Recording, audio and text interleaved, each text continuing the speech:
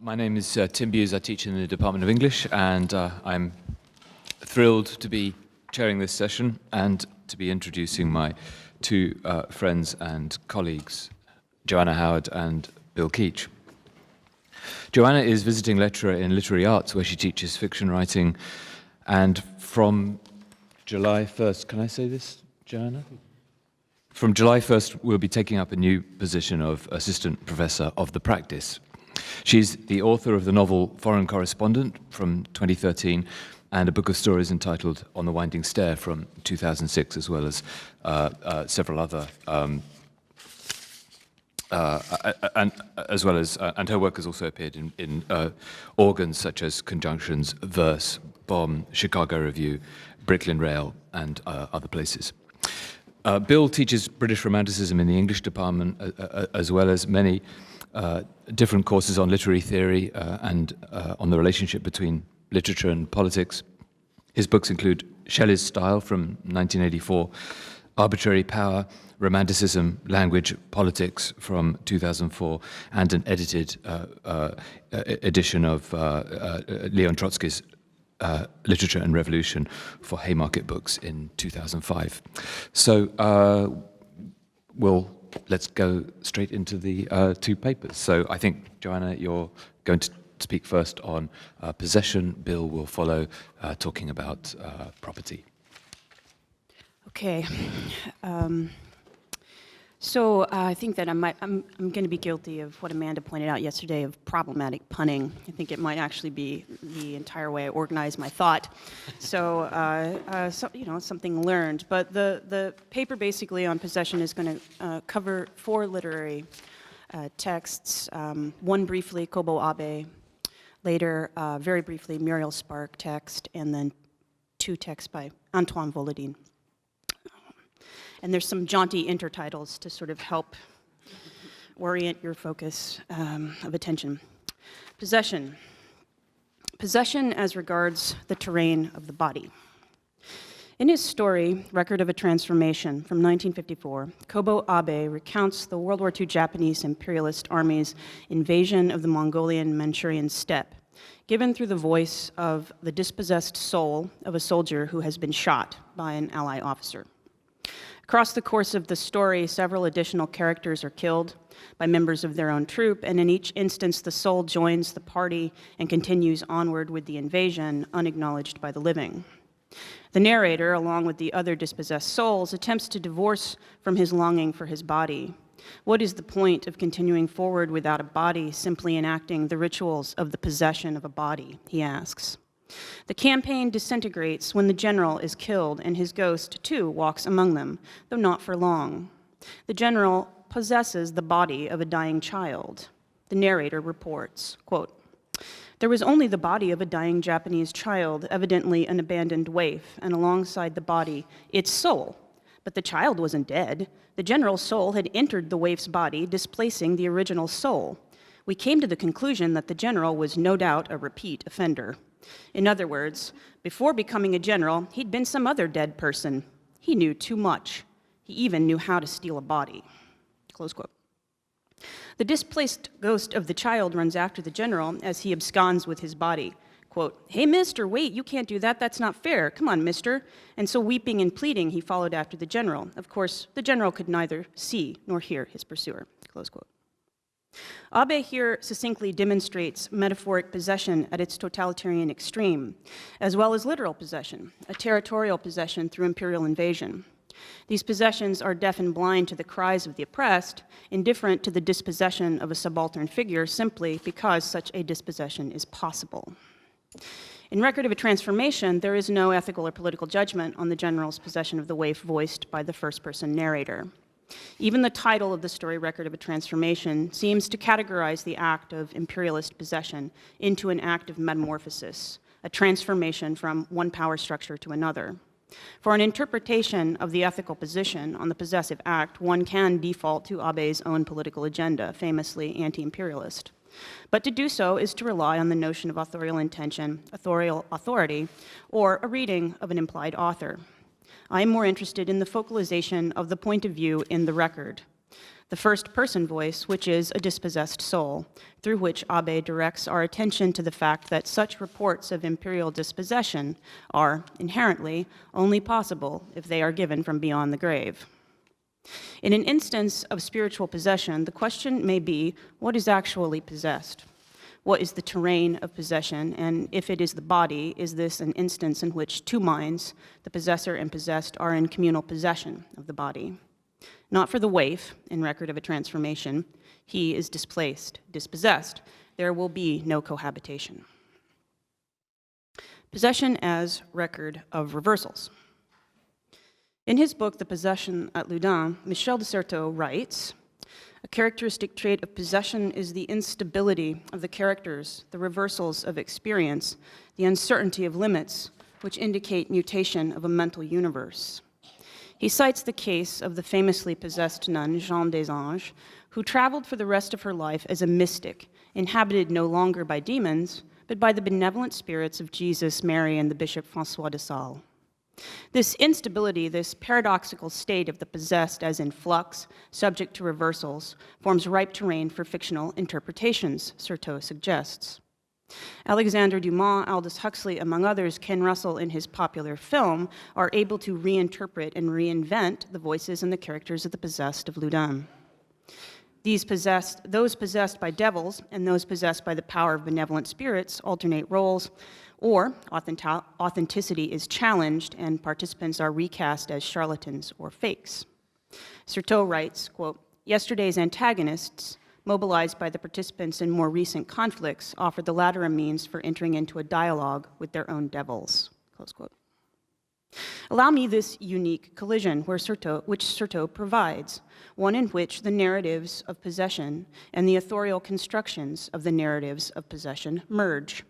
This merger, or the form and content of possession, is where I will start to investigate the concept of possession as another model for thinking about point of view in narrative. In what sense is the choice to inhabit a voice or narrative point of view also an act of possession? We have seen this case in Kobo Abe. Via possession, it is possible to place under consideration such notions of authority and ownership present in both voice and vision, via first-person accounts, channeled or intoned, or via third-person, over-the-shoulder clairvoyance into the minds of characters. In short, possession occurs and recurs through authorial manipulation of voice and vision, through focalization, inhabiting voice, or channeling voice.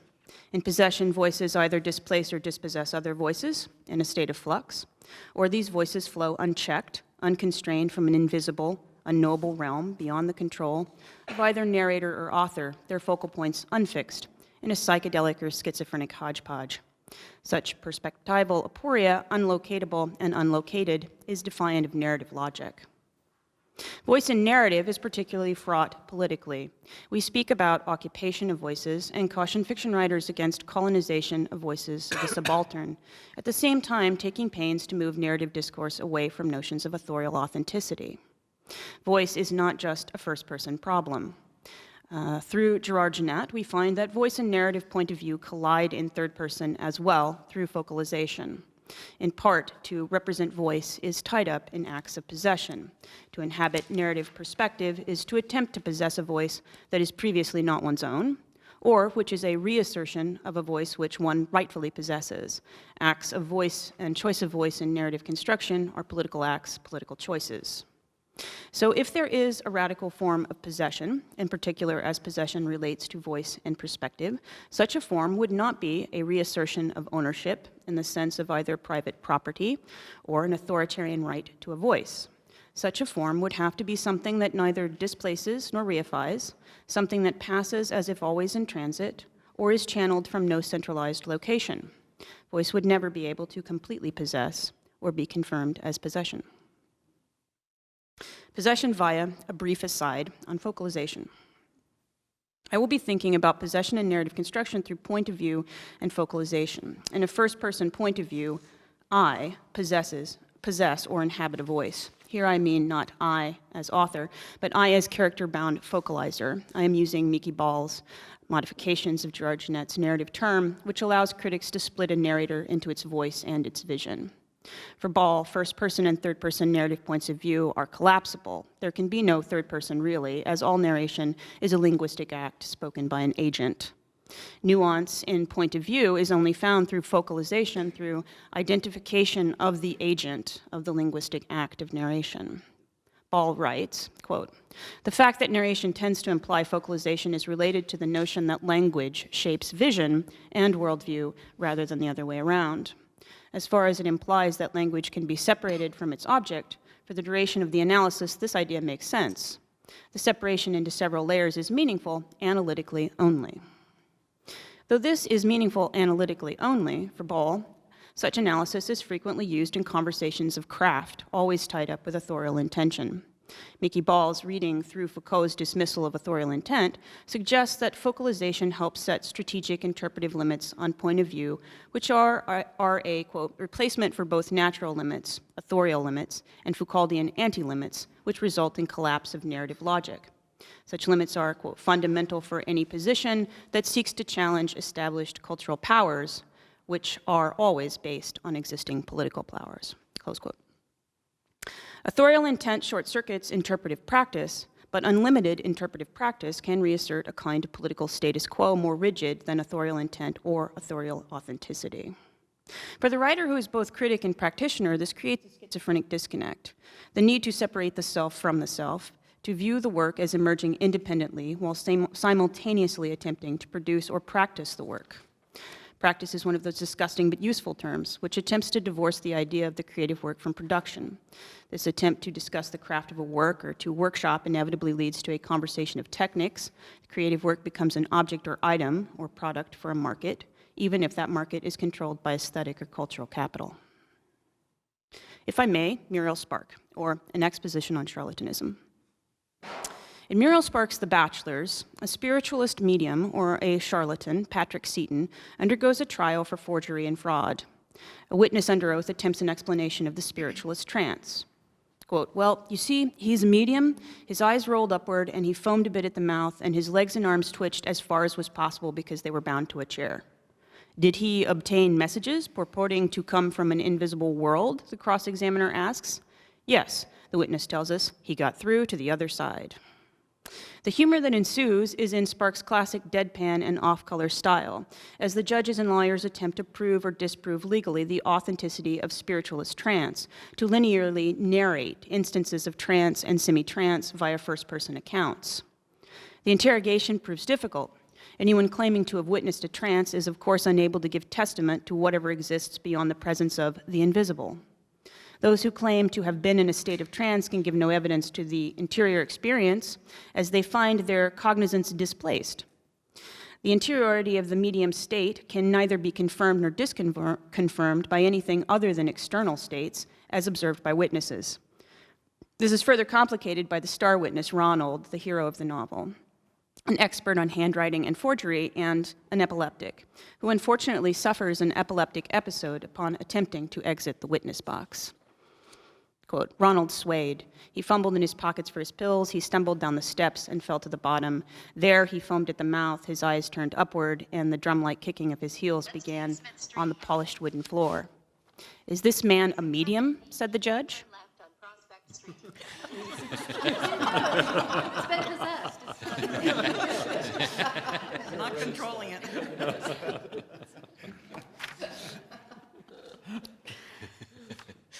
He foamed at the mouth, his eyes turned upward, and the drum-like kicking of his heels began on the polished wooden floor. "Is this man a medium?" said the judge.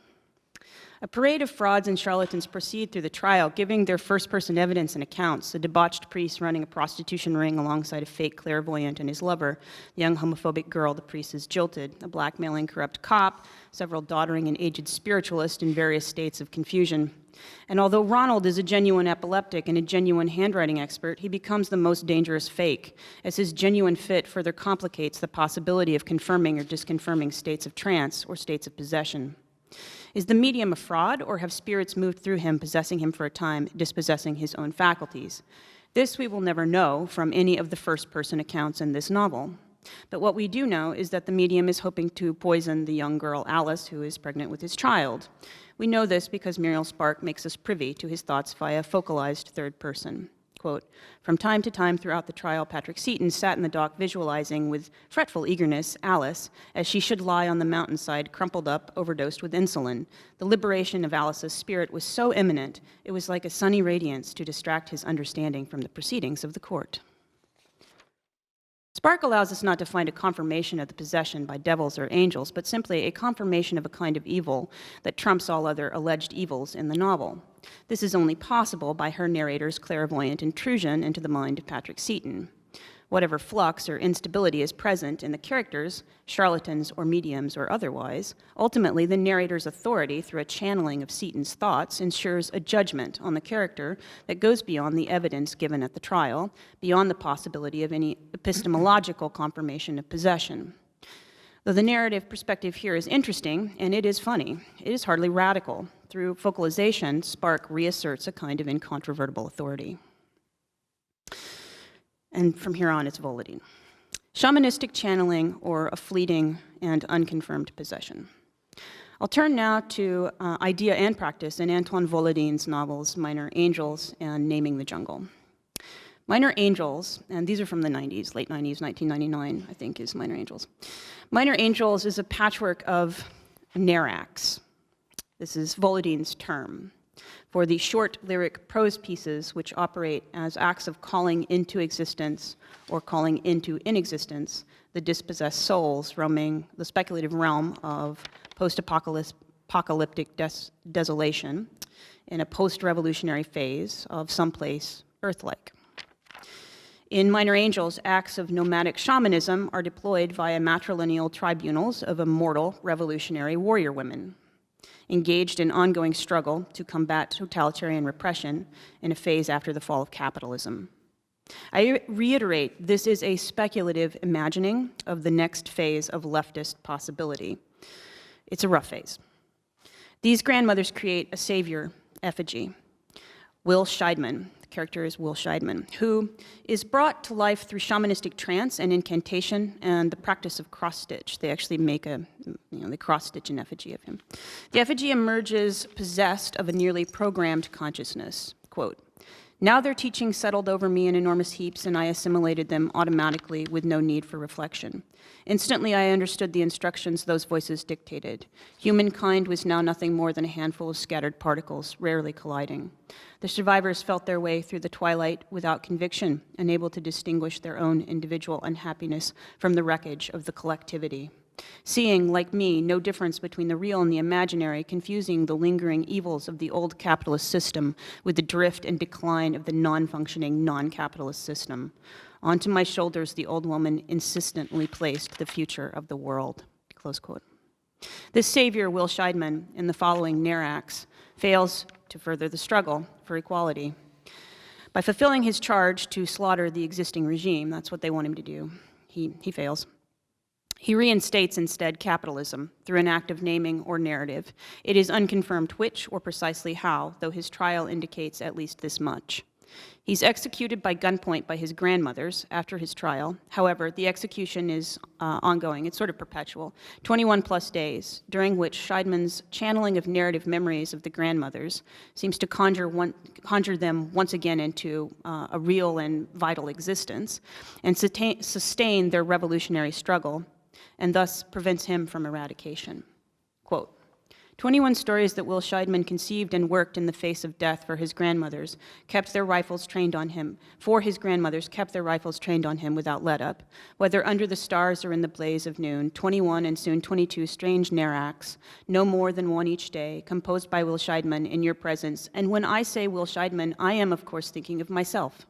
And so he now delivered a 20-second summarizable impromptu with nothing before him but a threatened survivor's delirium and a false tranquility in the face of death. And I fashioned this prose in the same spirit as the ones before, and much for myself as for you, putting you, etc. It goes on for quite some time, shifting perspective. After the narract in which Scheidman is both reported in third person and then speaks in his own of his own plight in first person, and immediately after the ongoing execution of Scheidman, Volodine begins the narracts of several of these grandmother executioners. In a later narract, the voice of Maria Clementi dreams herself into the voice of Will Scheidman via the telling of narracts. Quote, I no longer knew if I was Will Scheidman or Maria Clementi. I said I, purely at random. I didn't know who was speaking inside me or what minds had convinced me or were observing me. I didn't know if I was a dead man or a dead woman, close quote. Possession as regards the locatable, again. Most scenes in Minor Angels take place on the steppe or the taiga. Occasionally, through time travel or interdimensional shifts, a character is able to walk through Paris. Many scenes are set in encampments, in yurts, attended by one or several wolves. These are speaking animals often. Volodine suggests in the introduction of the book, quote, "A near act is what I call a novelistic snapshot that captures a situation, a set of emotions, a conflict forever oscillating between memory and reality, between recollection and imagination." His translator, Jordan Stump, goes on to add, quote, "Indeed, it would seem the near act form is defined not by some set of objective rules that it must obey, but rather by the place it offers to a host of wanderers and dispossessed characters. This dispossession, it seems, is key to the radical political vision at the heart of Volodine's project. The near act is a form of bringing into existence, via shamanistic channeling, the voices or consciousnesses of the extinct, eradicated, the disappeared, or the forgotten, but precisely from where or to where remains inconclusive. The near act is a temporary holding tank." Possession via naming and name, part 1. Focalization becomes absolutely vital to readings of Antoine Volodine, given these minute and frequent shifts in perspective, but also given the ambiguity of who Volodine, as author, actually is. He presents as a collective. The members of his collective are authors engaged in the practice of writing the post-exotic, a genre of literature which possesses its own forms, of which the near act is only one. And it also has its own canon of authors who also appear as characters across the texts. Antoine Volodine is a pseudonym, though an individual exists who gives interviews and appears at conferences, etc. But he presents as a representative of a collective, inclusive of both male and female authors, with names that suggest a wide range of cultural origins. Although it is a given in most literary criticism around these works and among his translators to refer to the avatars of Antoine Volodine as pseudonyms rather than extant entities. The possession of name as author and the possession of the rights to ownership of any given work are further complicated by the reattribution of the works across his oeuvre. For instance, the work Minor Angels, published under the name Antoine Volodine, is attributed in a later book to the author Maria Clementi. That is the character whose voice I quoted above. Possession via name and naming, part 2, Volodine again. Volodine's novel, Le Nom de Singe, translated by Linda Coverdale as Naming the Jungle, continues the shamanistic practice through which the rights and possession of a name are vital to the political struggle depicted in the text. The initial setting is again a post-revolutionary village, Puesto Libertad, seemingly Amazonian, and the majority of the text comes out through dialogues, the word in French is séance, between a shaman psychiatrist Gonçalves and his patient Golpiez, an indigenous native who is also a counter-revolutionary suspect, but also possibly a schizophrenic or, more likely, already dead. These seances take the form of narrative reenactments. The shamanist doctor who interrogates Golpiez always excoriates him for any use of imperialist terminology for indigenous flora or fauna. The goal seems to be to provide a corrective indigenous narrative to the imperialist narrative, here provided by Volodine's application of a bricolage of languages for the names of spiders, monkeys, snakes. The most present moment in Puesto Libertad is always shifting and is elusive as the liberty or equality the characters seek. Across the text, in the continued interrogation of the names of things, the voices and the name of Gonçalves and Golpiez merge.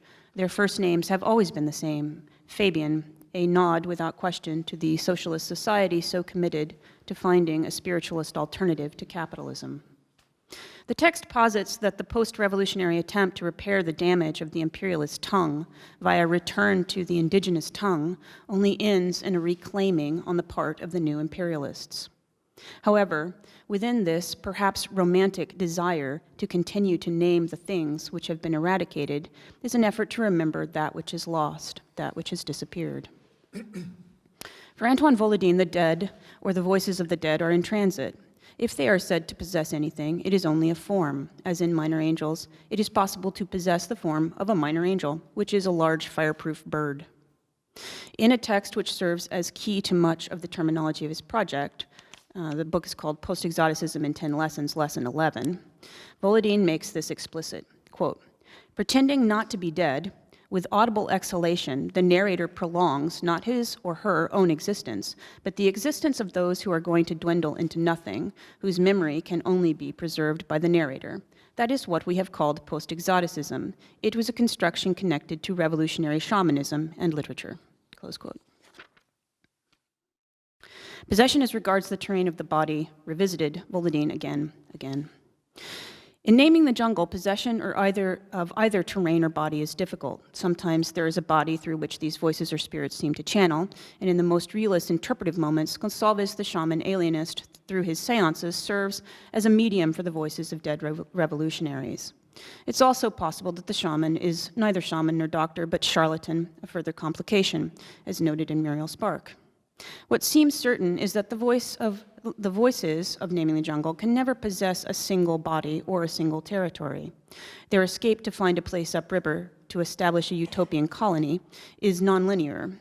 A passage by canoe through the twisting channels of a river system which ends with the decay of their existing or imagined body, their voices speaking a kind of revolutionary chant to a colony of spiders, which constitutes the only egalitarian community in existence.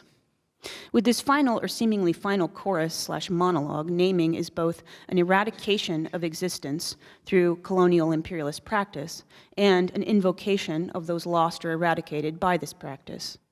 To name something into existence is to name something out of existence. The cycle resets, their canoe arrives at the beginning point of their narrative. Possession resides only in a name, which is possessed and possesses. To end. Possession and the problem of the location and identity. Volodine utilizes locales, voices, and invented patois of indigenous communities across Asia and South America. These are never strictly connected to one particular fixed locale, but he does depict voices of men and women with implicit indigenous ties to these locales indicated in the names they are given. The question becomes whether or not this is a radical use of a narrative technique which challenges authoritarian regimes, or an overcoding of existing narrative territories with a colonizing possession of, for instance, shamanistic practice. Vocalization as a technique for moving interpretation away from authorial identity and authenticity turns the political interpretation back into the text, as Miki Ball suggests, towards a possible mapping of layers of control, regime and dominant political ideologies, as well as their reversals and their upsets through their possessions and repossessions.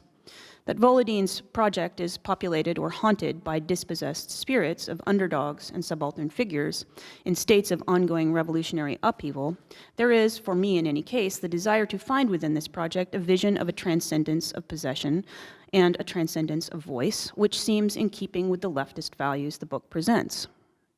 Vocalization becomes essential in the identification of particular moments of shifting perspective, in a game of finding and attributing identity to the players, even if only insofar as it points to a complete collapse of any clear discernible focal map for voice or identity, and especially across multiple texts. In particular, attempts to decipher focalized from focalizer results in no constant or fixed agent. The forms of identity engendered in shamanistic channeling of voice into or out of the forms or consciousnesses which are named is called into radical doubt. Volodine here offers a model which circulates existence and challenges identity which is fixed and unyielding, radically challenges possession as such in the practice of the voice. Thanks.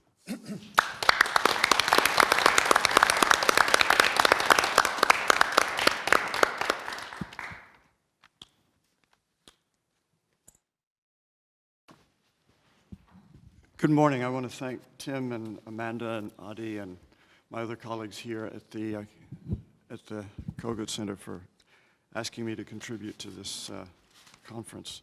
I have a handout. I'm digitally, electronically challenged, so that's why it's a handout rather than Mark Redfield's style of projective entertainment. But there may be some kind of point in the physicality of this. I think Kit has the physicality of this way of presenting the text. So I'll begin by telling you something about how the concept of property figures in my We don't current... hear you. I'll begin by telling you something about how the concept of property figures in my current work in a book provisionally titled The Ruins of Empire and Romantic Cultural Property. The project is concerned with literary representations of artworks and antiquities in the period from the French Revolution through the Napoleonic Wars to the post-Napoleonic restorations that followed. Byron's and Keats's poetic responses to the Parthenon fragments that we call the Elgin Marbles, Keats's Ode on a Grecian Urn, Percy Shelley's deflected meditation on the British appropriation of a colossal statue of the pharaoh Ramses II in his sonnet Ozymandias, these are the familiar examples. Less familiar are Anna Barbauld's remarkable vision of museums filled with ancient ruins in a future London that is itself a ruin, visited by North American tourists in a poem called 1811, and Felicia Hemans' 1816 patriotic encomium, The Restoration of the Works of Art to Italy. A question implicitly posed by all these texts, a question often resisted or evaded, is who owns these works of art, these material remains of antiquity? The question may or may not be relevant to reading such poems from the perspective of a then still emergent ideology of the aesthetic. From the perspective of material history, the question is inescapable. The period from 1794 or thereabouts to 1816 saw a massive, unprecedented transfer of artworks and antiquities from one location to another under conditions of near global imperialist war. The main routes of transfer were from the Mediterranean and the Middle East to the new public museums in London and Paris, and then, in the case of the Louvre, as the title of Hemans' poem proclaims, back from Paris to Rome, Venice, Florence, and other European cities. A significant portion of what was transferred also made its way onto the art and antiquities market, and thus into the hands of private collectors. The historical moment I'm briefly sketching out here has thus become foundational for current archaeological, art historical, and legal discourses of cultural property. I'm interested in the ways in which literary texts produced at a time when their own status as property was being redefined by the 1814 copyright law, negotiated overdetermined revaluations of artworks, antiquities, and ruin sites as cultural property. Most current property theory sets out from the enabling premise that property designates not relations of persons to things or to intellectual constructs, but rather relations among persons, among individuals or groups of persons, with respect to things or intellectual constructs. All this is in a way obvious, but there's something else equally fundamental to the concept of property. It is discursively interdependent with the concept of identity, especially of self-identity. This interdependence is multiply evident in the semantic grammar of English words deriving ultimately from the Latin adjective proprius, not common with others, one's own, characteristic, personal. So the first 5 of 10 definitions of proper in the OED include belonging to oneself or itself, belonging or relating to the person or thing in question distinctively, strictly belonging or applicable, to which the name accurately belongs. The movement between proper persons and proper things here, and between both and proper names, recurs in definitions of property, conditions of being owned, belonging to, that which one owns, an attribute or quality belonging to a thing or person, the characteristic quality of a person or thing. Other forms of the proper, like proprietor and propriety, and prefixal formations such as appropriate and expropriate, also depend, if somewhat more remotely, on affirmations of identity and usually self-identity. We find the same semantic structure in property's companion concept deriving from the adjective own, belonging to oneself or itself. Property and ownership, in their constitutive appeal to identity, differ etymologically from possession, which, however, contains its own distinctive link to identity in naming, without grammatical qualification, both a condition of owning and of being owned. It is the link between property and identity that Derrida destabilizes in his writing about the proper name, which he shows to be an impossibility, and in his comments in Spectres of Marx, apropos Shakespeare's Timon of Athens, on the ghostly propertyless character of money. The Derridian ghost appears, quote, not without identity, but without property, without real or personal right of property. One must analyze the proper of property, Derrida continues, and how the general property, Eigentum, of money neutralizes, disincarnates, deprives of its difference all personal property, Eigentümlichkeit. Now, given the Shakespearean context here, one wishes that Derrida had extended his injunction to analyze the proper of property to include theatrical property, as in the first act of Midsummer Night's Dream, when Peter Quince tells his fellow rude mechanicals that he will draw a bill of properties such as our play wants. In the phantasmatic realms of theater, money, and Derridian hauntology, identity unmoors itself from property. Elsewhere, or otherwise, the desire, the need for self-identity and property to converge prevails. The one discourse implies the other. This is evident when we look back at the most influential articulations of Enlightenment property theory with Derrida's provocations in mind. Locke starts from the observation that explaining, quote, how anyone should ever come to have a property in a thing, far from being obvious, is, quote, a very great difficulty. A major part of the difficulty stems from the potentially revolutionary belief, for Locke, that in the beginning God gave the earth to humankind in common. Locke's response to the difficulty proceeds from the premise that, quote, though the earth be common to all men, yet every man has a property in his own person. By this, he specifically means that the labor of his body and the work of his hands are properly his. This triadic identity-centered constellation of property, person, and labor in relation to the social assumptions about the common are, as Marx would recognize, foundational to the labor theory of value. Of course, the critical problem in Locke is that the human beings create property through their labor. They also create a division between those who control the property they create and those who don't. Of particular interest in Locke's initial formulation is the locution to have a property in, which may be taken to imply that the individual right to property is predicated on a common as well as an individual human identity. This is why an individual, quote, cannot appropriate without the consent of his fellow commoners, all mankind. So Adam Smith uses Locke's locution almost exactly. This is Smith. The property which every man has in his own labor is the original foundation of all other property, but places less emphasis on the derivation of the individual right from an original common right. Yet running through all Enlightenment property discourse is the idea that property is always constituted in terms of both individual and collective identity.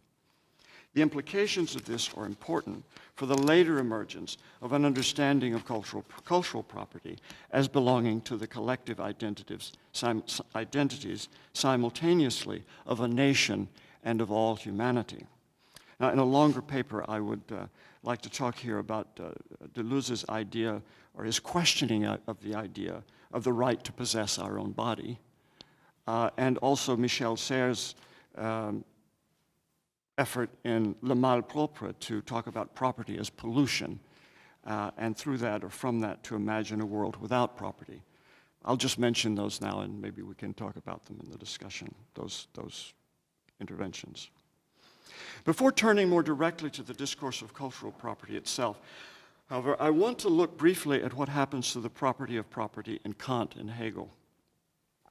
In rejecting the idea that the right to property is constituted through labor, Kant shifts the emphasis in the doctrine of right entirely to the principle of right itself, and by implication to the view that ethical self-possession precedes and is the precondition for the possession of things. On this understanding of property, observes Mary Gregor in her essay Kant's Theory of Property, quote, the rightful possession of a thing says nothing about my physical possession of it. I may or may not be holding it. Kant prioritizes, she goes on, the concept of intelligible or noumenal possession as distinguished from the empirical concept of sensible, physical, or phenomenal possession. This position would appear to imply that any rightful constitution of property in a thing involves a kind of subreptive transfer of a subject's purely ethical and rightful act to some empirical thing external to that act. This is of great interest, at least to me, because of the way it parallels that aesthetic era of subreption, and I'm referring to Zachary Singh's book here, central to the contemporaneous critique of judgment, that is, the critique of judgment and the doctrine of right, are published in the same year. The subject engaged in aesthetic judgment, Kant says, quote, will talk about the beautiful as if beauty were a characteristic of the object, even though, in fact, the judgment is only aesthetic and refers to the object's presentation merely to the subject. Kantian appropriation, the claiming of a right to property, asserts the primacy of the rightfully judging subject without regard to the actual possession of anything external to it. The word property doesn't appear in the index to the Pluhar translation of the Critique of Judgment, but I think it should. When the judging subject, quoting Kant again, proclaims something to be beautiful, he, quote, judges not just for himself, but for everyone, and speaks of beauty as if it were a property of things. Kantian aesthetic appropriation has a constitutive but paradoxically conditional relation, as if, als ob, to the property of things. Thinking about this conjoined aspect of Kantian property and Kantian aesthetic theory provokes us to move directly to Marx on commodity form and to Lukács on reification. But this move must, of course, pass through Hegel, whose theorization of property in the philosophy of right begins with an apparent shift away from an emphasis on identity. Quote, the rationality of property does not lie in its satisfaction of wants, but in its abrogation of the mere subjectivity of personality. By separating property from both the satisfaction of wants and from mere subjectivity, Hegel reclaims the importance of an external sphere necessary to the dialectic of Geist's or spirit's self-realization. Property is an essential result of this dialectic. Quote, mankind has the right of absolute proprietorship, and in the next section, an absolute right of appropriation. Inequality, needless to say, is inherent in Hegel's account. It's from this perspective that he reclaims much of the material and social reality marginalized by Kant, including the mere corporeal seizure of a thing, the expenditure of formative work upon things, and mere designation or putting the sign of ownership on a thing. Hegel gestures, I think, very schematically, but gestures nevertheless, towards something that we might call a kind of semiotics of property. He recognizes that, quote, it is only the complete and permanent use of a thing that constitutes me owner of that abstract title, of that whose abstract title may belong to another. All such acknowledgments of historical and social determination are ultimately subject, of course, to the self-realization of spirit and to its embodiment in the state. Referring to the doctrine of the necessity of private property, Hegel asserts that any restriction made to it must be made solely by the state. This leads, significantly from my perspective, to an account of public property that includes a recognition of the distinctive role of public cultural property. Quoting Hegel once more. Public monuments are national property so long as they are worth through the indwelling soul of national honor and traditions. Deprived of this national spirit, they become masterless and are thus the fair booty of any individual who chooses to take them.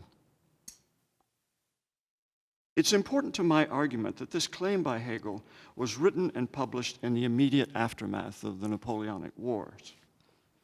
The discourse of cultural property emerges in the 19th century not primarily within formal philosophy, nor for that matter within specifically legal doctrine. William Blackstone's Commentaries on the Laws of England, 1765-67, with its compromise between Lockean natural rights and Hobbesian conventional rights, makes no special provision for cultural monuments, objects, or sites, and leaves them undifferentiated from other kinds of movable and immovable property. Nor some 40 years later, and on the other side in more ways than one, of the French Revolution does the Code Napoleon of 1804. Despite its massive redefinition of property rights, generally, the Code Napoleon has nothing particular to say about works of art, archaeological sites and objects, or public monuments. Cultural property, first explicitly defined in the Hague Convention for the Protection of Cultural Property in the event of armed conflict in 1954, emerges instead very gradually out of the immediate circumstances of revolution and war. From French debates in the 1790s regarding the public expropriation of artworks and antiquities from the church and the old ruling class, from Napoleon's militarily enforced treaties with European, particularly with Italian princes and the Pope, treaties that set the terms for the relocation of thousands of objects to the newly created public museum in the Louvre, from debates in the British Parliament over the government's purchasing of the Parthenon sculptures from Lord Elgin, and from the formal policies established by the Congress of Vienna after the defeat of Napoleon for restituting expropriated artworks and antiquities to the palaces, churches, and museums from which they'd been taken.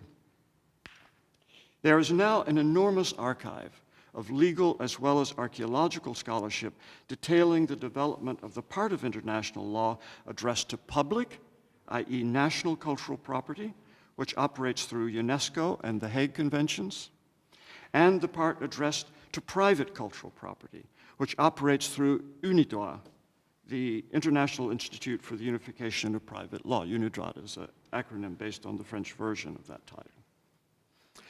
This latter institution, ironically, is centered in a 17th century palazzo in Rome that became the private residence of General François Mioli while he was in charge of the Napoleonic occupation of Rome from 1809 to 1814. In both its public and its private modalities, modern cultural property law is constituted on the basis of this fundamental contradiction. On the one hand, the right of nation-states to claim ownership of artworks and antiquities made and or found within their national borders. On the other, the right of universal protection and access based on the belief that art is the common property of all humanity. These are the terms in which the relation of property to identity is now projected as a global question. Almost every day. You can read an article in the New York Times art section, sometimes even the first section, about this question. Our understanding of the problematic of cultural property needs, I think, to include a rethinking of Bourdieu's theory and analysis of cultural capital. The concepts of property, commodity form, and reification are marginalized, even suppressed in Bourdieu's writing. Mainly, I think, because of his desire to distance himself from the Marxist sociological and political mainstream in France during the 1970s and 80s.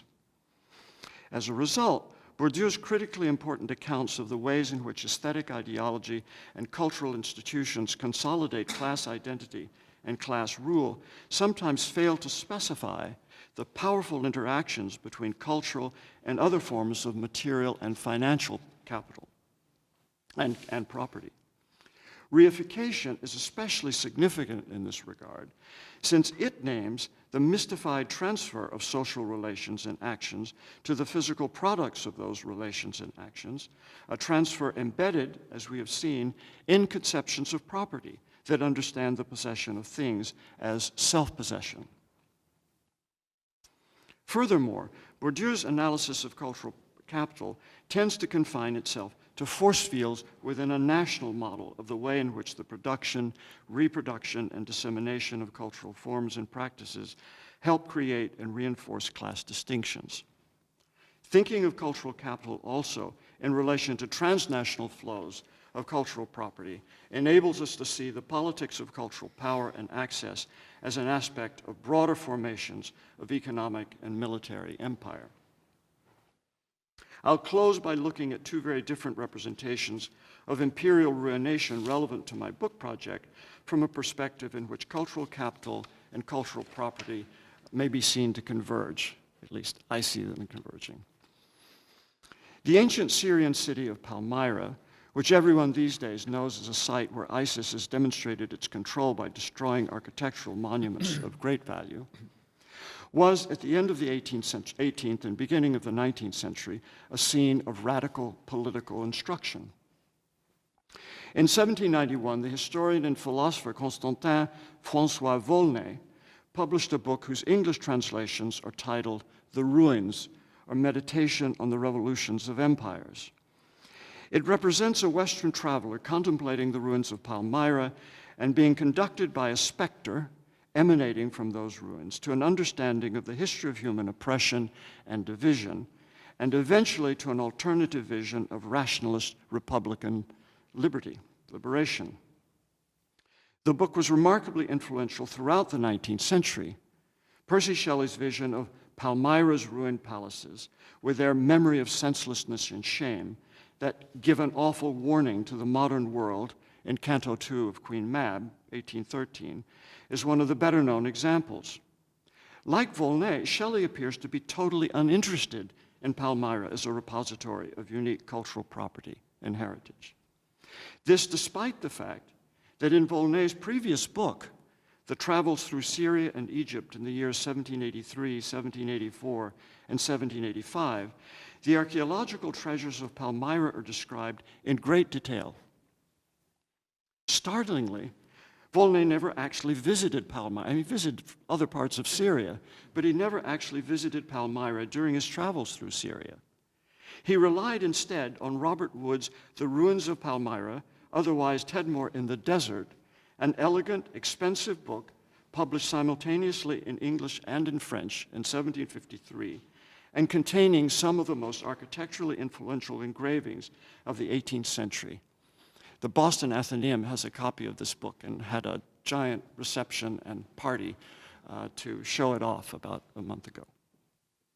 No discussion of ISIS in that gathering, I can tell. The book is itself a monument of both cultural property and cultural capital, important especially because of its investment in the classical architecture of Palmyra, constructed during the 2nd century AD when Syria was a province of the Roman Empire.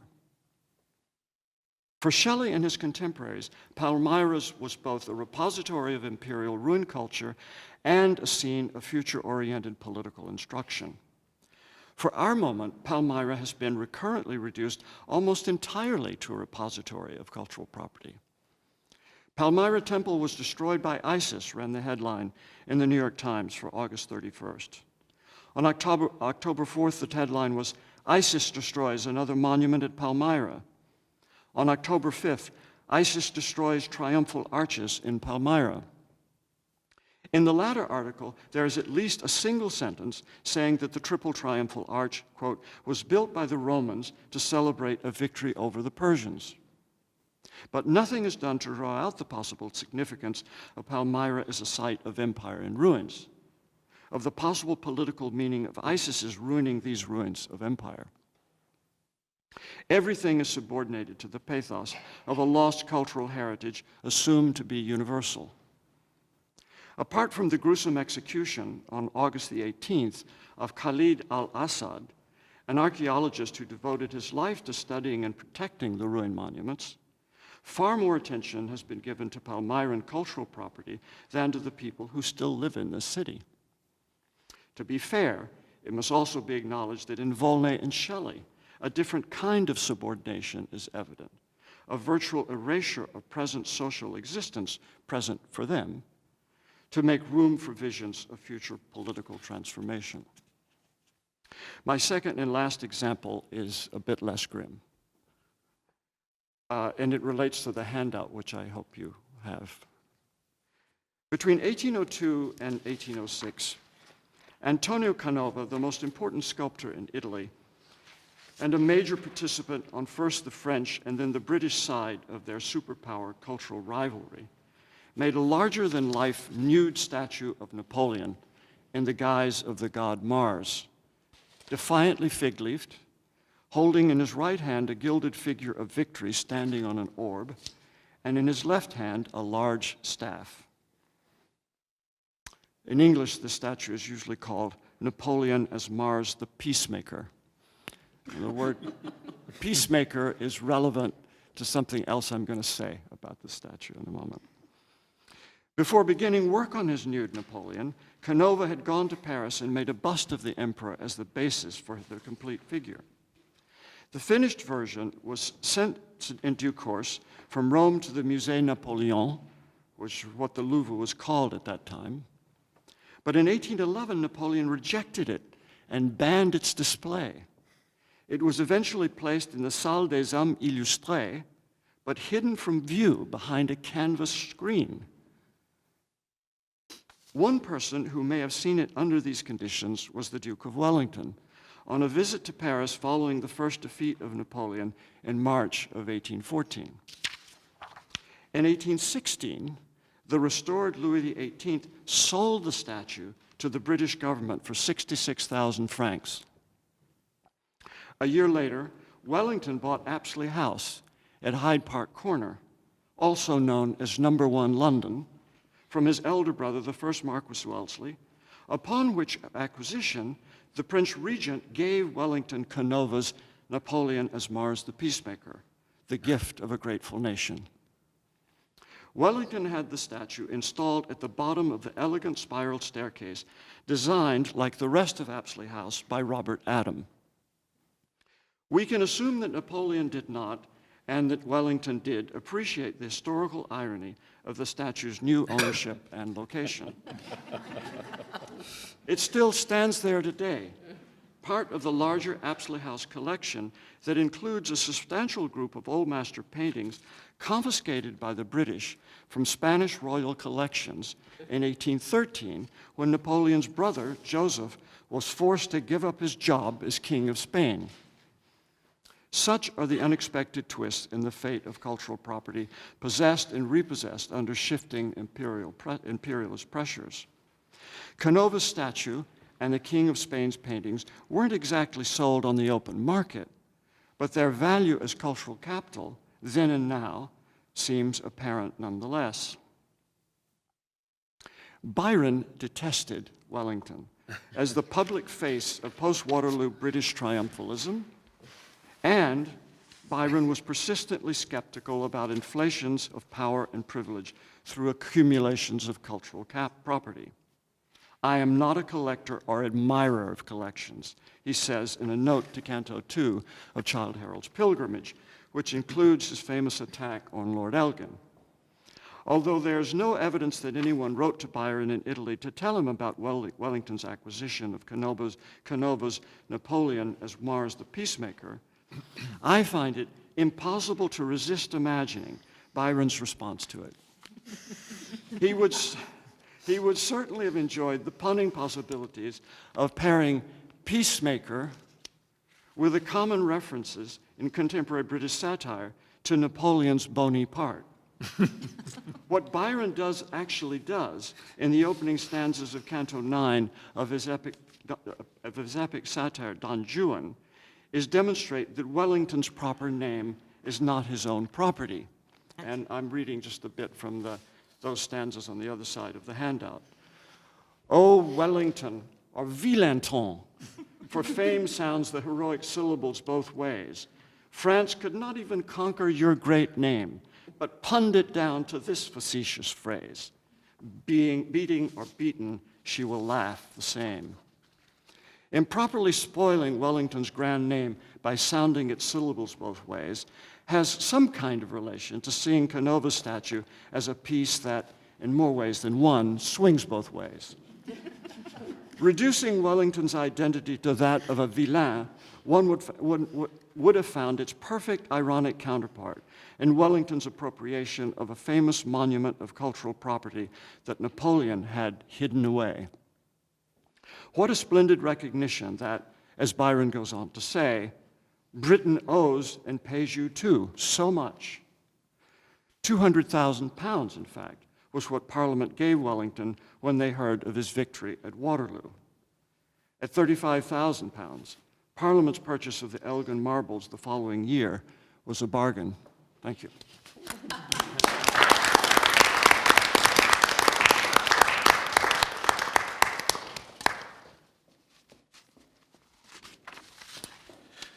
Thank you for two very different but also really intriguingly intersecting papers. They were wonderful. We have a good 35 minutes or so of for discussion. So let me invite anybody to pose a question. Good. Sure. Sorry to take yours. Well, my question's for Bill. I'm curious about if you see a relationship between cultural property and intellectual property, in particular copyright. And the reason I ask is just that it strikes me that there's a kind of coincidence in terms of the timing of what you were discussing and sort of attempts to internationalize copyright law in the early 19th century. So I'm just wondering if you have any thoughts or reflections. Yes, there are lots of connections that you touch on, and I hope one day to write about. I'm actually writing about some of the best, most interesting critical work on Byron, I think, in the last 10 or 15 years, has been just about that connection. That is, it's about Byron's, not always, but often ironic and sarcastic representation of the values that cultural property had taken on in the immediate aftermath of the Napoleonic moment, to the status of his own writing, which had been made into unprecedentedly valuable property in the terms of profits that went. You probably know that Byron never accepted any money for the vast amount of money earned by his poetry until very late in the day. He finally ran out of money when he was latter part of his time living in Italy, and switched publishers.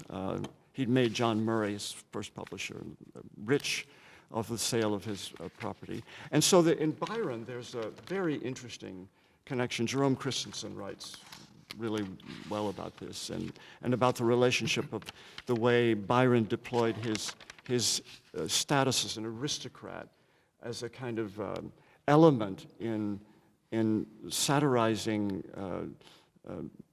the capitalization of print culture in his own time. So the connections are very multiple, and Byron is the first writer that comes to my mind in thinking about them, though they affect others in other ways. And just one last thing, there's also, although this topic, this issue that you bring up is very important, the relationship of English writing at this time is often very deflected in relationship to it. That is, there's a desire not to conceive of artifacts and artworks as pieces of property, but to deal with them aesthetically, and a corresponding reluctance to think of the writing in which this reluctance is being staged as also property, intellectual property of some kind.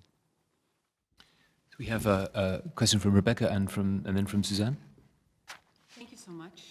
Extremely compelling. I love the intervals between these papers. I actually want to ask you to speak to each other a little bit, because I'm intrigued to hear your thoughts on the intersections between, on the one hand, possession as a property of persons, but obviously what Joanna was talking about, the idea of, persons to be possessed. So, there's the monument trade on one side and sort of flesh trade on the other. And how are these trades, in a sense, related at this historical moment that you're discussing in terms of ruin and ruin value, or to use a term earlier that it's invented. But what can we say about that? Because it seems to me also that, this aspect of the fetish regarding the property, the ghostly property of money, but on the other hand, the ritual possession trance aspect of money might be discussed here. So I'd love to hear more about that. And also this question of art, and art sort of belonging to all, but what is the relationship of that in museums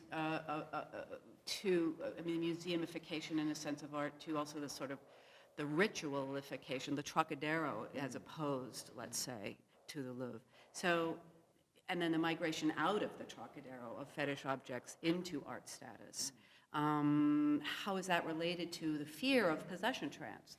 So that, those that are marked as given to being possessed or having possession trance, being, persons with the cultural rituals of possession are scripted at a certain time to be primitive and to be, in a sense, dispossessed. So eventually by, conquest of colonialism, a kind of machinery of capital expansion. So talk amongst yourselves. We'll talk quietly.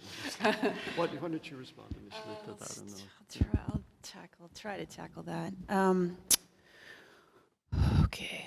So I think one of the things that happens, one of the reasons I think Volodine is kind of interested in resurrecting these shamanistic practices is because this operation that goes on through the mask becomes this place that makes possible this kind of transference of the ghostly property. The mask is an object, but it also is transformative in some way.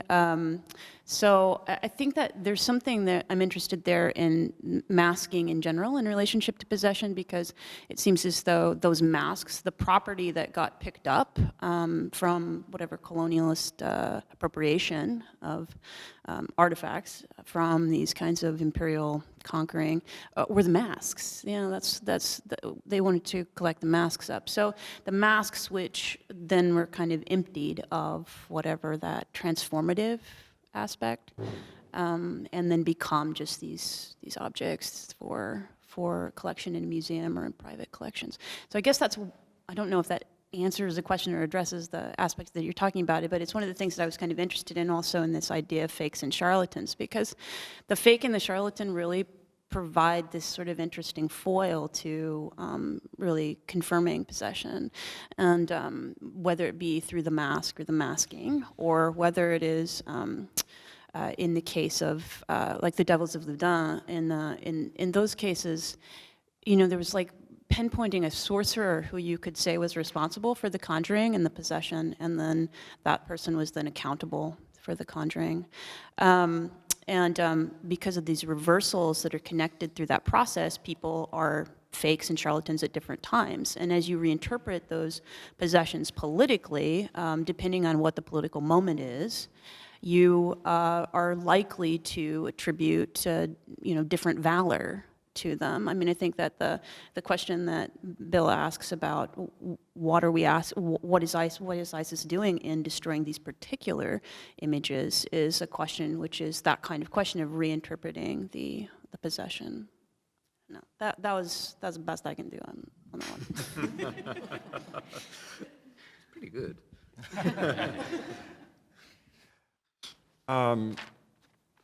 Your question is so many-parted and complicated. I'm trying to think of a relatively brief way to come at it.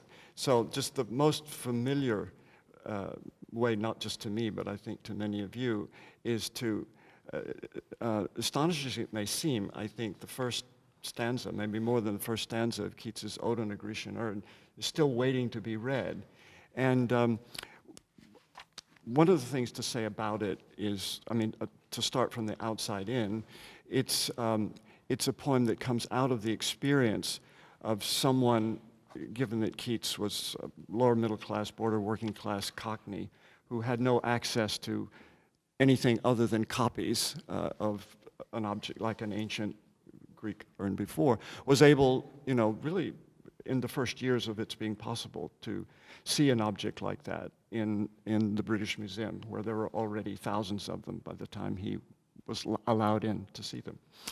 And so he writes a poem about that experience, in which the first stanza comes to be focused on figures on the urn, on the surface of the urn, who are in a state of possession. They are possessed by some frenzy, and yet they are static. And of course, surrounding all of that is the question of, in the minds of some of us reading the poem about the urn, has to do with the possession of this object, you know, in this particular place. And their possession, the possession of the figures on the urn, also seems to be implied in the questions that the speaker asks about them, that the state of possession involves also a condition of at least possible sexual violence. What men or gods are these? What maidens loathe? What struggle to escape? I mean, some of these figures are depicted as trying to escape from other figures who are pursuing them. So I think it's not at all a stretch to say that the scene on the urn is a depiction of a rape or sexual violence, and made static and multiply idealized by virtue of its being in that form of art, and by virtue of its having been curated and installed in that kind of institution. And the challenge now in reading Keats's poem is to think, what are we doing when we read the poem this way? Since in most respects, Keats seems to be going out of his way not to raise those particular questions, or they are questions which for 2 centuries of readers would have seemed irrelevant, even if some perverse reader wanted to raise them. But now it seems to me impossible to read the poem without focusing on them. And so I'll stop there. Susan? So I think this is mostly a question for Bill, but I think also some of the issues that Joanna brought up could be brought into this.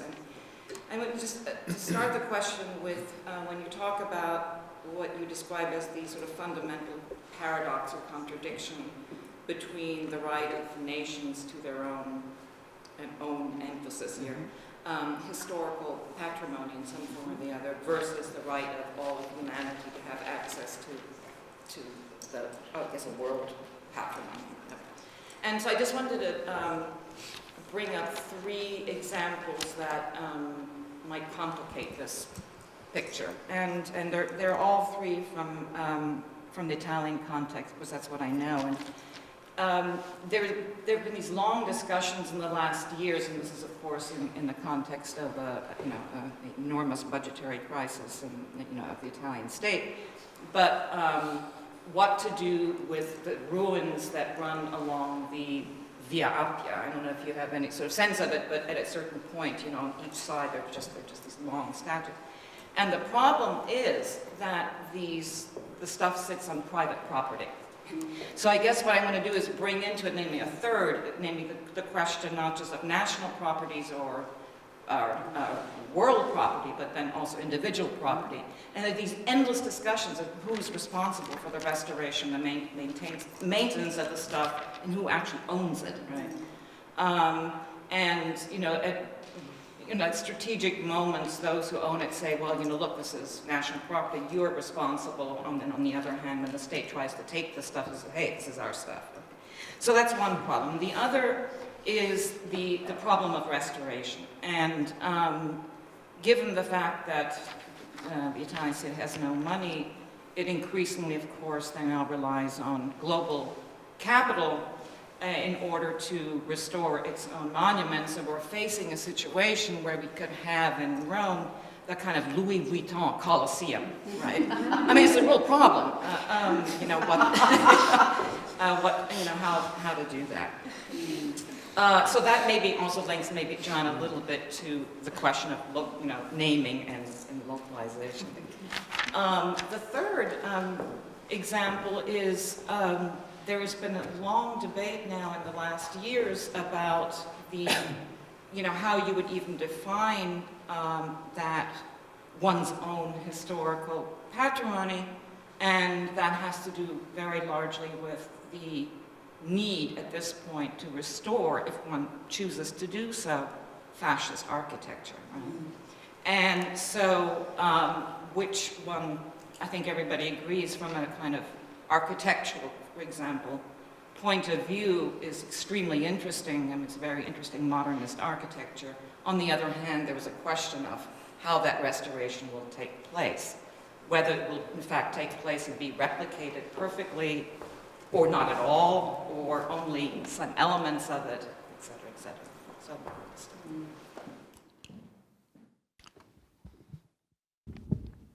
So, just try to take those in order quickly.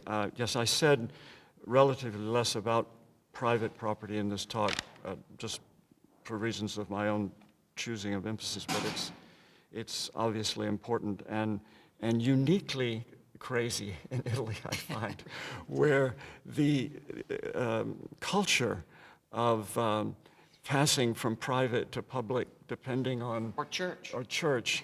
is astonishingly rapid and fluent, and really remarkable. And I have been following some issues regarding the Via Appia ruins, and I can't imagine any way that it will ever be ended, or any way any terminus will be brought to it. The whole category of restoration is very important to my project because of restorations being a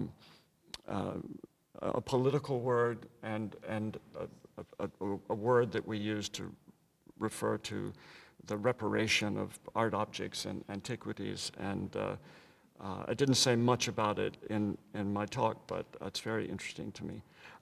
The pyramid of Caius Cestius, the pyramid that stands and looms over the so-called Protestant cemetery where Keats and Shelley are buried. And the fascist train station. Yeah, the Protestant cemetery, by the way, really is the Cemiterio Acattolico, the non-Catholic cemetery, but we, by English language tradition, have chose to call it the Protestant cemetery. And so they've finished now restoring the outside of this 1st century BC pyramid. And the money for the restoration, almost all of it was put up by a Japanese corporation, and whose identity and logo appeared on the netting surrounding this. And those kinds of situations are so amazing to think about and symptomatic of the world we live in. And yes, then the question of what to do with fascist architecture, which overlaps for me very importantly with the question of the fascists themselves as great restorers. Absolutely. And so it's not uncommon, I find, in thinking about, so my main thing is trying to imagine from an early 19th century point of view what English writers being able to travel to Italy for the first time after 2 decades made of encountering a scene in Italy generally, but especially in Rome, where Napoleonic archaeological interventions and restorations had transformed what you were able to see after Napoleon of the Roman Forum was massively transformed from what you would have been able to see there in the 1780s or early 1790s.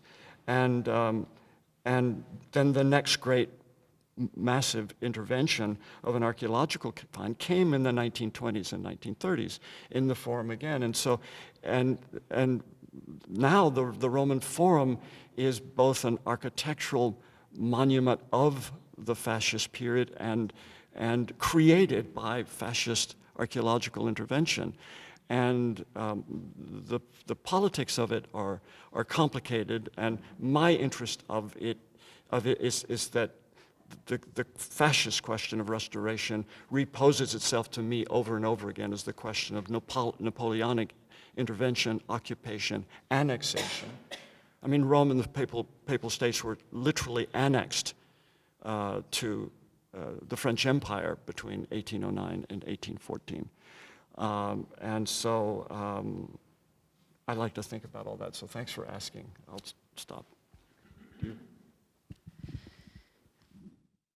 Just very briefly, I'll think about the restoration aspect, which is that in Volodine, what happens in naming the jungle is there's a sort of attempt to restore the damage of whatever the revolution has done and previous imperialist acts have done to this location. But the restoration is really this sort of like almost fascist reinsertion of a new kind of determinant. I think that with restoration in Minor Angels, the situation that happens there is that Voldine's always interested in the fact that in a post-revolutionary scenario, he imagines that it's going to be a continued ongoing struggle, and that to restore would be to restore something to something that is whole or complete, which is not in keeping with his particular revolutionary vision. So with Minor Angels, what really goes wrong in that book is that these revolutionaries create an effigy that they hope is going to better their situation, and in fact what he does is restore capitalism, and they don't understand how he could have got it so wrong. And hence his execution. But so this idea of restoration to something, from something being complicated, if one is going to maintain this idea of pursuit of struggle or involvement in ongoing struggle. So we have a question, Fanny, and then Alex, and Tangam, and Mark, and Amanda. Somewhere I'm going to ask one of my 8 questions. At an appropriate time. So, Fanny. Thanks. I'll be brief because I want to start exactly the way Suzanne did of 2 other permutations of your distinction between national property and universal property. And those are the property of the artist and the property of a people with no nationhood. So I'm thinking of 2 examples that are roughly contemporary with each other, but not to your period, so forgive me. But one is of the property of the artist, that M.C. Escher has these wonderful writings about toward the end of his life as he was trying to sell his work to make some money and to be able to leave some things to his descendants. And the Dutch government made it very difficult for him to sell anything because they said basically it could only go to a buyer in Holland, and it could only go to a buyer in Holland who promised to leave it to the National Museum. And so he ended up dying with very little money as a result. And he said in a late letter that it seems appropriate that all that would be left of me would be buried in Holland. And so I'm curious what you make of this sort of possession of the author, and this relates then to Joanna's piece as well, to the possession of the author, the artist, over the work, and the way that that has been repossessed in some contexts by nations or by a universal impulse. Simultaneously, around the same time, Escher actually as well was involved in some of the repatriation cases of Jewish art owners and art supply dealers and things like that trying to get art back from Swiss banks. His work was very involved in that, and he was very concerned about it. And in some of the documents from those trials, there are things to various effects, I can't quote exactly, that we're now a ghostly people and all we have are these objects. In a sense, it seems like the reverse of the Shakespearean point you were describing, that all we have, to put it in almost anti-Semitic terms, forgive me, but all we have is the money, all we have is the art, all we have is the stuff, and so we need to get it back in that respect because there's no nation left or no ability to do that. The Rothschilds had an argument to this effect that Jews just had things, not any kind of nationhood. So I'm curious what you make of those 2 examples with respect to your head. What I make of them is they're very interesting and challenging things to think about. I actually saw an Escher exhibition in Rome in the Chiostro di Bramante, which is one of the most beautiful Quattrocento spaces in Rome, and I hadn't realized that Escher spent as much time in Italy as he did, and a lot of what was on view there were works of his that it was interesting to see them in that setting. The first part of your question makes me think mainly about the idea of the artist himself as cultural property, not only of someone who produces cultural property, but who becomes cultural property. And the period I work in is full of grotesque examples of this. I promise not to give you the most grotesque ones, but Shelley's heart and various other objects and pieces of the bodies of dead writers. Yes. It's too gross for me to tell you what portion of Napoleon's anatomy. There was actually an article in the Washington Post about this. It's not so interesting even whether what it would mean was genuinely his penis, but that someone should think of the idea of it and think of preserving it and of writing about it. Now I've done exactly what I said I wasn't going to do. So there's nothing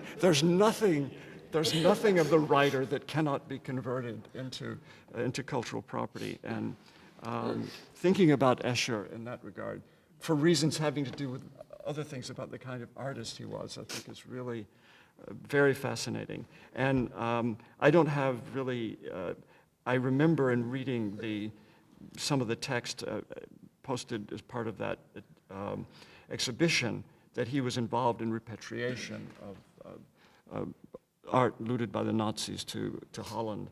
And I don't have anything to add about that except to say that it's important and is a part of a troubling and complicated part of the larger topic of restoration and the politics of restoration that I'm trying to think about.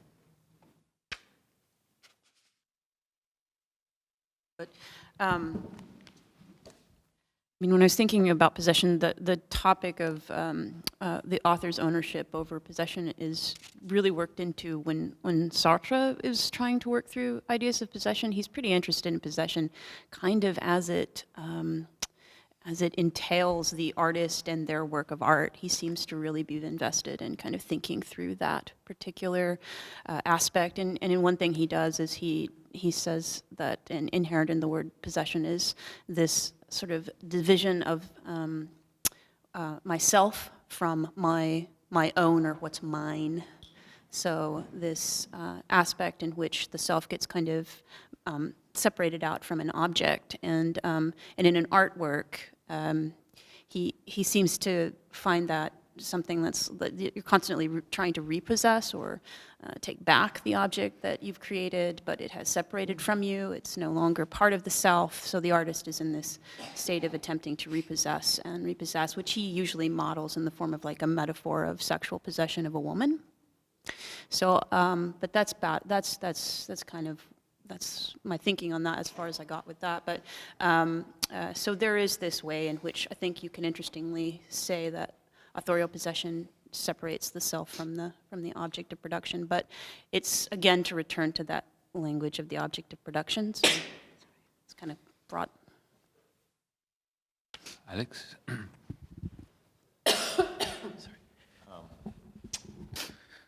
So thanks for two really great papers. These are sort of two separate parallel questions for Bill.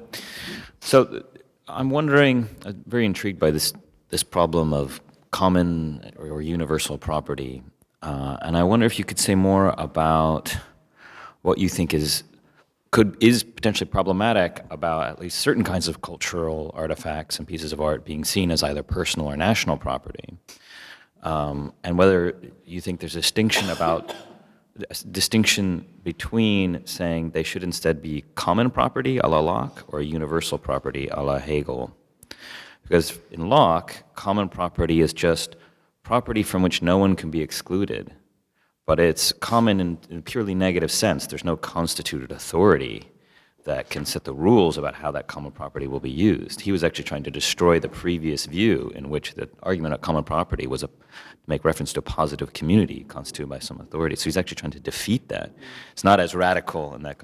So what's wrong is just there's certain things that are common property, just in the mere sense that no one can be excluded from it. Whereas in Hegel, universal property, and in particular art, is property that should be understood as the product of mankind and in the development of consciousness. But if what we care about is seeing art and cultural artifacts as not the product of just an individual or a nation, but actually a sort of world historic product, then that would suggest there's some way in which it ought to be organized and presented, and some different arguments might flow from that view. we might be in favor of certain kinds of museums where we see the juxtapositions of very different kinds of artifacts. We might want to keep the Elgin marbles where they are, rather than restore them on the grounds that someone violated the rights of common property or something like that. So I wonder if you could say, to the degree that you favor one way or the other of thinking about culture and art as common, human, universal, there are actually different ways of thinking about it, and whether you favor one over the other and why, and what implications it might have for problems of restitution, presentation, and museums. And then for Joanna, this is sort of a question of maybe about border crossing, disciplinary border crossing, but I was struck by, when you look at literary and novelistic discussions of possession, they often seem to be about the difficulty of possession, and in particular self-possession, and that came up somewhat in your talk. And that implies something important for the philosophy of property, because for anyone to be a property owner, on the standard views of property, to be a property owner, you have to be a self-willing subject. You have to be the kind of person that can be a rights bearer, who can exercise those rights. But to be a self-willing subject, you have to be self-possessing. Because if you're not self-possessing, there's no way for you to give any of those external signs in the world to embody your actual will and express it in a way to communicate what it is you actually want to do with your property. But then in literature, we get all of these examples of how difficult self-possession is. You gave some examples of the kinds of ways in which people become possessed by others, thinking of other novels like Possession by A.S. Byatt, where the whole metaphor of the book is the experience of love, of being possessed by someone else. Your body is not under your control, you're sort of a zombie. Or Wizard of the Crow, in which this recent novel in which the individual, I'm forgetting his name actually. What's that? I can't remember, but who's Wizard of the Crow? It's actually the continuous social recognition of him as this wizard who he's pretended to be means that, in a sense, all of his actions end up being owned by the society that's continuously recognizing him as the wizard rather than as this individual. And often when he tries to act as this individual, he can't. None of his signs and the uses of his body can be read for what they are because they think he's a wizard.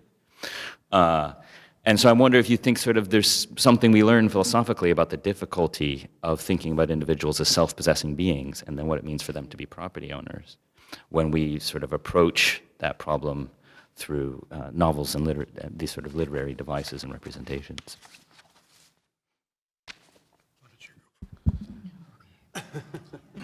Better go first before I forget anything that went on there. Okay, so, well, yeah, definitely there's this problem of self-possession, problem of actually claiming your own body as your property. I think for Volodine is, I think he doesn't even want to go that far. That in a way that's, for him, it's not in keeping with his value system. In Muriel Spark, the problem with the character who is epileptic is that he seems to lose possession of his body at exactly the moment when he needs it, repeatedly throughout the text, and it's kind of made it so that he's sort of disconnected from almost any possible real relationship in the book. It's a problem that Muriel Spark extrapolates to the problem of bachelors and self-possession of bachelors, which is kind of the larger critique of the book. So what does that tell us philosophically? I think that I'm unfortunately one-schooled in Blanchot, so there is a way in which there's an inherent paradox in that, which is sort of seducing, that the attempt to possess the self and the failure to possess the self is sort of like the place in which the attempt to speak ends in silence, or speech and silence become kind of waffled into each other. It's a seducing paradox. It's not really very helpful for practical action in the world. So I'll bracket that. But in terms of property, I think that one thing that can be said about if you keep oscillating or returning to these oscillations, this kind of struggle for self-possession, you may perhaps gain some awareness of some of those blind spots of agency, for instance, that Sharon was talking about yesterday. Yeah.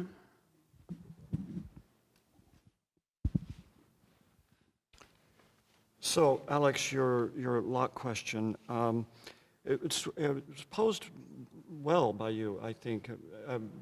Just, one thing that your way of formulating the question didn't completely take into account is the little bit I quoted where Locke says, an individual cannot appropriate without the consent of his fellow commoners.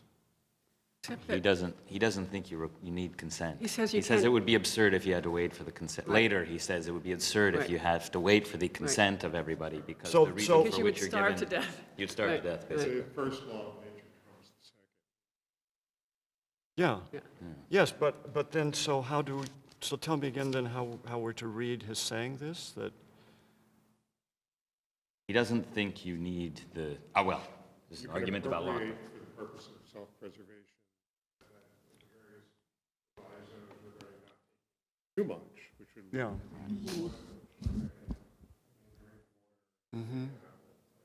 But only until money is introduced. I cannot- And then you Yeah, can but take it. are you saying then that the question of consent is what? Is irrelevant or, Until you've constituted a form of government, Yeah. it's irrelevant. yeah. consent only kicks in when you. Yeah, no, I understand that, but, yes, yeah, no, I understand it. So then there's a question about, in talking about the question of Locke and property, of where you locate it within the larger schema of the social model that he eventually develops at greater length, and yeah, okay, I see that. That was confusing of me to run those questions together then in that way. So it's the relationship of the national to the universal form of common property that's fundamental to what I'm trying to think about here. As I think I said this before, the private ownership of cultural property was and remains really important and interestingly related to the other two, since many people, not only the owners themselves, but people who go, like William Hazlitt, who wrote a lot of essays about the private collections of British art and treats them almost as common property, even though he was among a small handful of people. I mean, given Hazlitt's politics, it surprises me that he wrote about it in this way, but almost as if in the moment when he was in the Duke of Devonshire's collection, the distinction between the Dukes owning these things and all of England owning these things disappears. And I think that's probably an interesting phenomenon and an interesting kind of scene of affect that would be worth thinking about. But where the work I'm trying to do really comes, I mean, the best pieces in law reviews and that I've been able to find on this all end up confirming that the relationship between national right to possession and an imputed universal right to human access is completely unreconciled in current cultural property law. It's completely unreconciled, except in the most opportunistic ways, by which country in a dispute appearing before UNESCO has the most clout in order to make the argument move in one direction or the other. And I guess part of what I'm saying here is that the kind of conceptual basis for that irreconcilable confusion is very old and very deep in the ideology of the way we conceive of art and antiquities as property in the first place. We have 4 questions left. Could I suggest that we just take those 4 questions and then give the speakers a minute or so to respond as much as they would like to? So maybe Thangam and then Mark and then Amanda and then myself.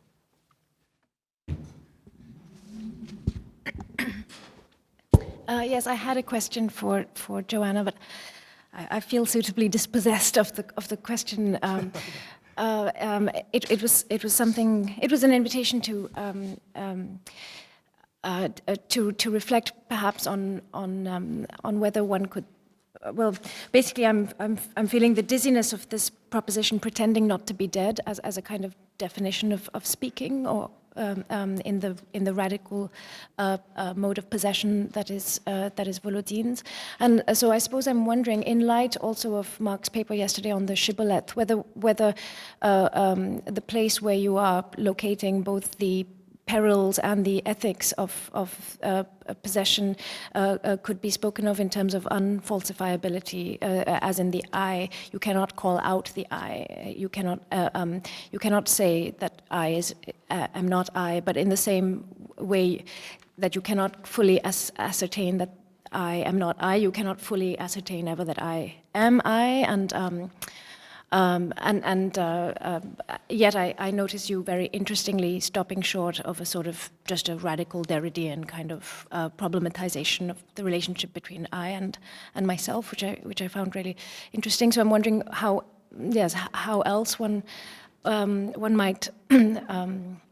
I mean, there is in Volodin a sort of undecidability in the end that seems, or that seems to carry with it the potential for possession to be power and imperial power, but also to be the last resort of the dispossessed. So I'm wondering whether some kind of sort of literary way of suspending the undecidable would be moving from the difference between looking and speaking, seeing and speaking that you were talking about in narrative theory, to the difference between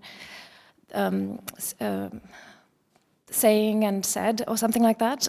What is, this is going to be difficult. In any case, what would be the other to the sort of continuous self-production and self-subtraction of the I? Would it be something like something that was said, but that for which there is no I to say it? Would it be something like the mode of it is said that, and that would be the mode of history as it gets written, but perhaps in another more radical effort, it could be the mode of the fable or the retelling of history. Otherwise, it is said that, some kind of first bit of narrative that would be without an I. I mean, that would be some kind of fantasy of a non-powerful possession.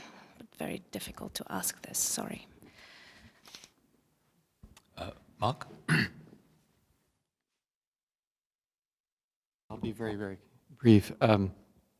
Although very quickly, Suzanne's question and Bill's answer reminded me of the enormous interest that Hitler and Speer had in building for ruin, right? And since in a sense the fascists in Italy are restoring for ruin, but for the present, right? That seems very interesting. But what I wanted to ask Joanna. You discussed so richly the possession of author and character and author. And you may have talked about this because you had so much going on in your paper. What about the possession of an author by another author, a text by another text, which we call influence, or we could call inspiration? From Plato on, there's of course that tradition of thinking, which might be another way of thinking about the question of the I in relation to possession.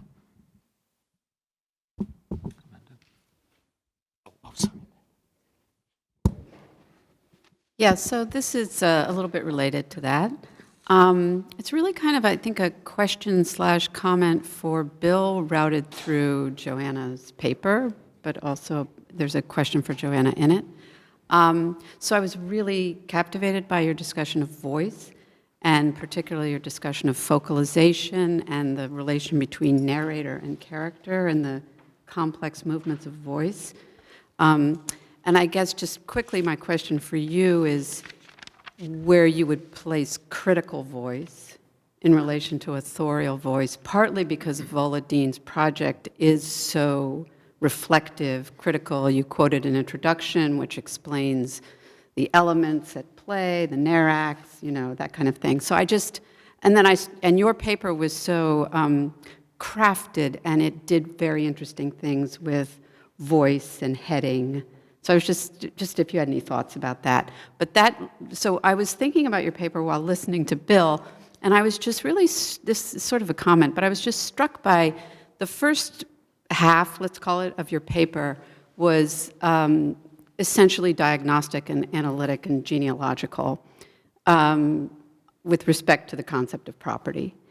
But it seemed to me really interesting as you moved into your examples, and particularly with respect to Byron, what happened to the voice of the paper, which is just to say that were close to Byron, and and it ended, there was a kind of really interesting way in which your voice became prominent at the end, and in a way that was, I would just say, affiliated with Byron.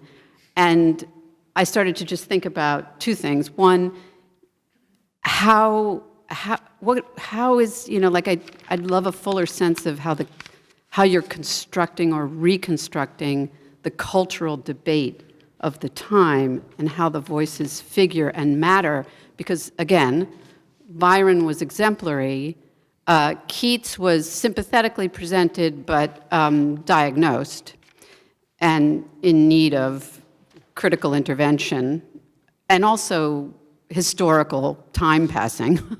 And Hazlitt was, just in the Q&A, also appeared in a really interesting way as unexpectedly speaking something desirable against the evidence of his own political views, as the critic has discerned them. So it was just a kind of, I don't know, I'm very interested in critical voice, in addition to narrative voice and character voice, so I was very just struck by that element of the papers. And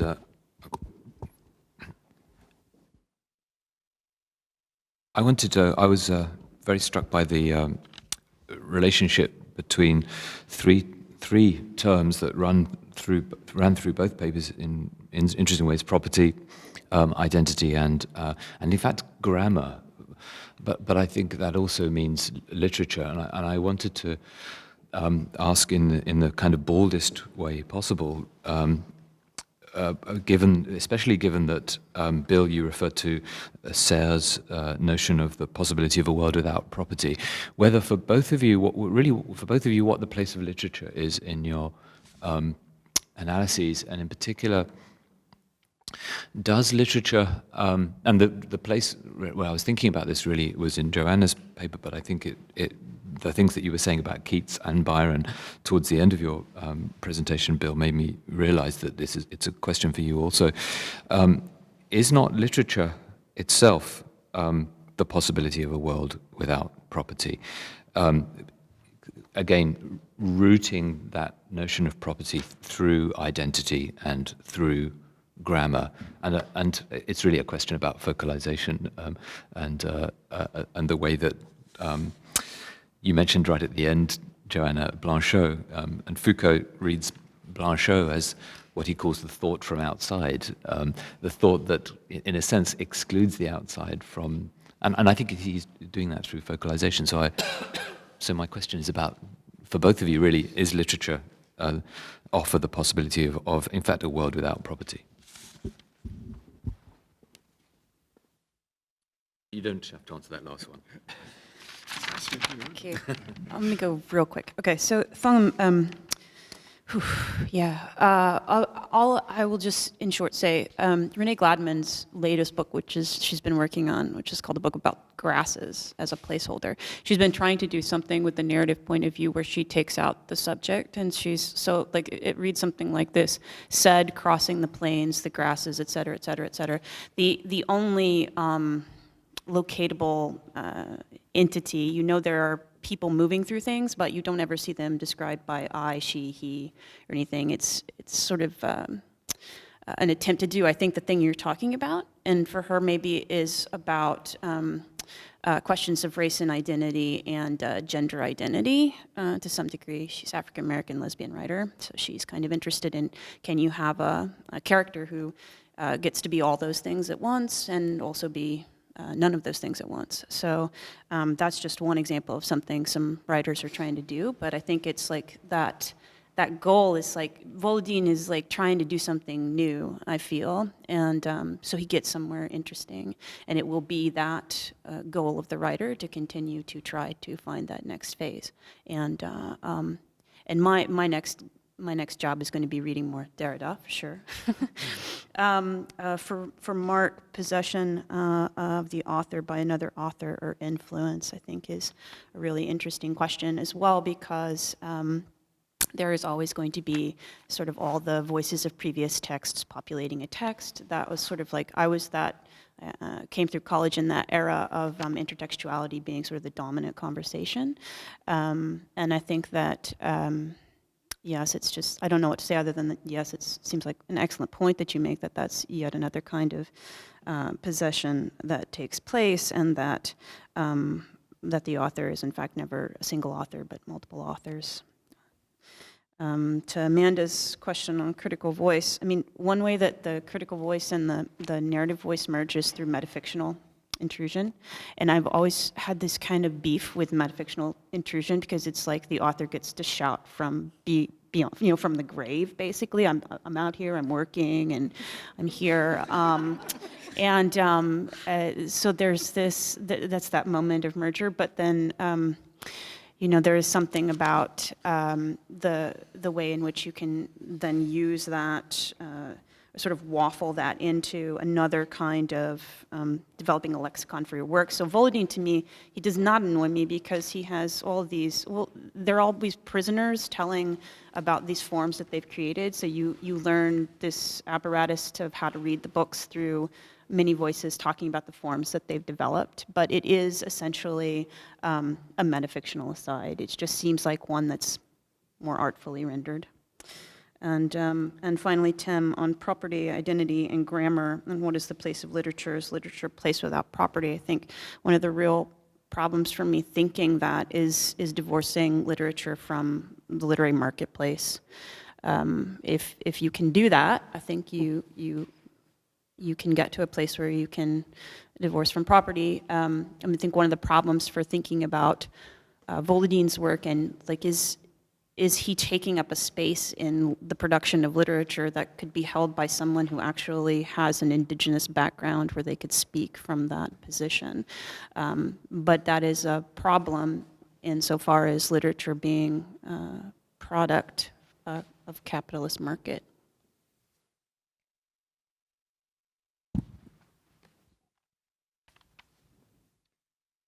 So Mark, in response to the points you bring up, the Nazis building for ruin and having a whole ruin culture within their ideologies been really interestingly written about recently by Julia Hell at the University of Michigan is the person I think of who's written most insightfully about this. And it's important to me because of the Napoleonic project. It doesn't exactly take that form, but almost. One of the most popular painters, well, he's a painter in kind of near the end of his career during the Napoleon years, Hubert Robert. I don't know if any of you have heard of him. He was otherwise known as Robert des Ruines, Robert of the Ruins. An enormously talented and successful painter who painted in the years, actually painted a double scene of the new Grande Galerie of the Louvre in 1796, 1797. One view of, they were trying to think of how to bring in the most natural light in this very long and expanded space, and that interested him pictorially. And then the companion piece is called the Grande Galerie du Louvre in Ruins. So this is a painting of the Louvre in the moment in which it's being invented.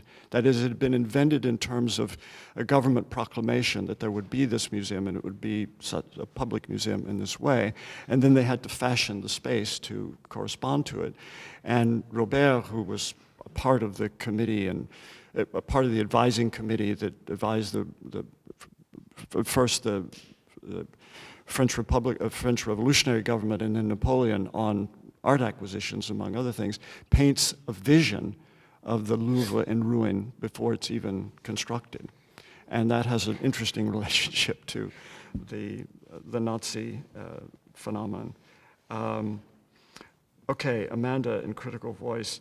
I have to say, as you were speaking, I almost felt that feeling you have in a therapy session, you know, where somebody's asking you exactly, you know, I was like, oh my God. No, it's brilliant. I mean,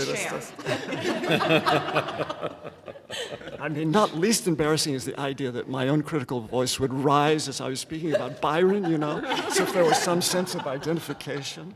I mean, that's about as embarrassing as although I love Byron, it's true. I love Byron. So I'm going to stay away from the most personal parts of that, what I would need to do in response to that, but just say that in the beginning of my book, where I'm trying to set out a lot of historically situated discourse about what was happening, I do use other people's voices, and you've made me conscious of ways to get interested in that for the better. So Hazlitt and Scott both wrote biographies of Napoleon after the fact, very, very close in time. Hazlitt, a passionate and undying admirer of Napoleon. I mean, watching Hazlitt, listening to Hazlitt try to justify the French expropriations of Italian cultural property is a gymnastics of rhetoric that you won't believe. And Scott, you know, who would be expected to sort of dislike Napoleon for reasons very different from Byron, actually, in a way, is more compassionate about it. But it's a very good question for me to think about because of the degree to which, at a certain point in my first long chapter, I'm relying on their voices, and I'll, from this moment forward, think more about what's happening to my voice as I'm relying on their voices. So, thank you for that. Tim, the answer to your question is no. Okay, that's great. We have time for a 10-minute break. So we'll reconvene at 12:15. Thank you to our speakers.